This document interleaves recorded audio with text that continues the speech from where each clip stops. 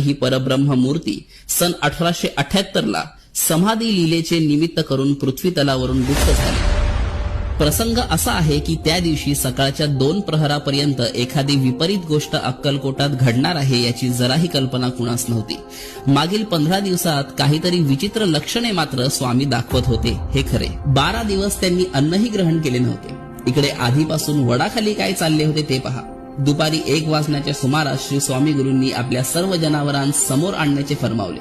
हे ऐकताच सेवेकरी अस्वस्थ झाले। लागलीच त्या प्राण्यांना श्रींसमोर आणण्यात आले। त्या दिवशी नैवेद्य त्यांना देण्याची स्वामी आज्ञा झाली। इतकेच काय, आपली वस्त्रही श्रींनी त्या इमानी मुक्या प्राण्यांच्या अंगावर घालण्यास सांगितले। त्या प्राण्यांनाही प्रसंगाचे गांभीर्य लक्षात आले होते।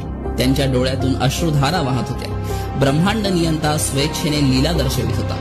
श्रींनी स्वतःहून उठून जनावरांच्या अंगावरून हात फिरवला आणि पलंगावर येऊन बसले। त्या हालचालीत नित्याचा आवेश नव्हता, इतकेच। एरवी समर्थ दर्शनाने आनंदाने सळसळणारा वटवृक्षही मौन धारण करून होता। महाराज स्वस्तिकासनात स्थानापन्न झाले। ते तसेच किंचित मागे टेकले नि त्यांनी लगेच नेत्र मिटले।